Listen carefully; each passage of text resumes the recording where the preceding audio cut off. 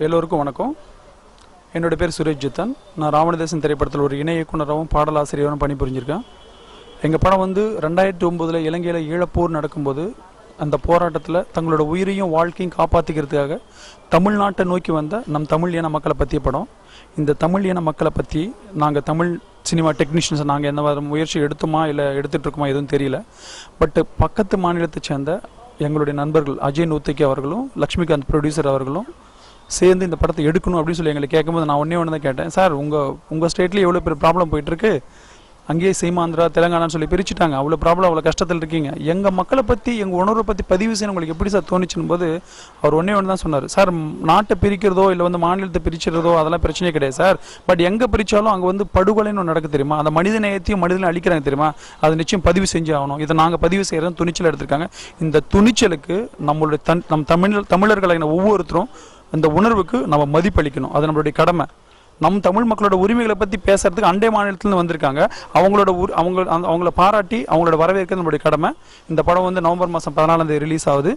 இந்த படத்தை உலகத்தில் இருக்கிற அத்தனை தமிழர்களும் தமிழ் ஆர்வலர்களும் ஆதரித்து இந்த படத்தை போய் பார்த்து பெரு வெற்றி அடைய செய்யணும் அப்படின்னு சொல்லிட்டு தாழ்மையுடன் கேட்டுக்கிறேன். நன்றி, வணக்கம். சொல்லட்டுமா? இந்த படத்தில் செகண்ட் ஹாஃபில் இந்த படத்தில் நான் ஒரு பாடல் எழுதியிருக்கேன். பாடல் என்னன்னா, பெற்றெடுத்த பிள்ளை முகம் பார்க்கவே ஓர் பயணம், பிள்ளைமடி தனை சேர்ந்து போக வேண்டும் உயிரும், தாயுள்ளம் மகனை தேடி வாடுதே பெற்ற செய்முகத்தை தகப்பன் கண்ணில் காணுமே அப்படின்ட்டு. அதாவது ஒரு தாய் தன்னுடைய மகன் ஈழத்திலிருந்து புறப்பட்டு இந்தியாவை நோக்கி போயிட்டான் உயிரை காப்பாற்றிக்கணும் அப்படின்றதுக்காக. தன்னுடைய மகன் உயிரோடு இருக்கானா இல்லையா அப்படின்றது எதுவுமே தெரியாது.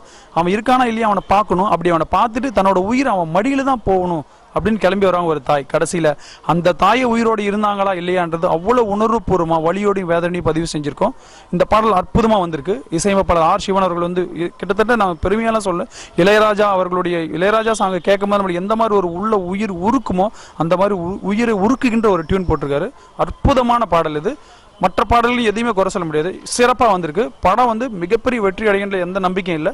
தமிழர்கள் நாம் எல்லாம் ஒன்றா சேர்ந்த படத்தை இன்னும் மிகப்பெரிய வெற்றி அடைய வைக்கணும் அப்படின்றது என்னுடைய ஆசை, ஆர்வம். அதே மாதிரி நீங்களும் செய்யணுன்றதுக்கு வேண்டி கேட்டுக்கிறேன். முடிஞ்ச உடனே அடுத்த இயக்குனராக களத்தில் இறங்குறேன். நான் ஒரு புதுமுக ஹீரோ தான் வச்சு பண்ணலான்னு பிளான் போயிட்டுருக்கு. என்னுடைய தம்பி தனிகைன்னு ஒருத்தனை இன்ட்ரடியூஸ் பண்ண போகிறேன். ஆல்ரெடி அவன் களத்தில் இருக்கான், உங்களை மாதிரி தொலைக்காட்சி களத்தில் தான் இருக்கான், அவனை பண்ணுறேன். அது ஒன்று. அதை தாண்டி இதே கம்பெனி நியூ எம்பையர் செல்லுலைட்ஸ்க்கு எங்கள் அஜய் நூத்திக்கு எங்கள் ஹீரோ வச்சு இந்த படத்தில் இணை இயக்குனர் பயன்படுத்தி நான் ஒரு படம் பண்ண போகிறேன். அதில் அவர் தான் ஹீரோ பண்ண போகிறார். இந்த தடவை ஒரு டைரக்டர்லாம் கிடையாது, இந்த அடுத்த படத்துக்கு நான் டைரக்டர், அவர் ஹீரோ. அந்த படம் ஒரு அற்புதமான படமாக வரும். இந்த படம் முழுக்க உணர்வுகளை பதிவு செஞ்ச படம்னா அந்த படம் ஒரு வணிக ரீதியான அற்புதமாக எல்லாரையுமே மகிழ்ச்சி அடைய வைக்கிற ஒரு படம். நிச்சயமாக இந்த படத்தை ஆதரிக்க மாதிரி அந்த படத்தையும் ஆதரிக்கணும். எங்களோட புது முயற்சிக்கு நீங்கள் என்றைக்குமே ஆதரவளிக்கணும்னு ரொம்ப விரும்பி கேட்டுக்கிறேன். சந்தோஷம்.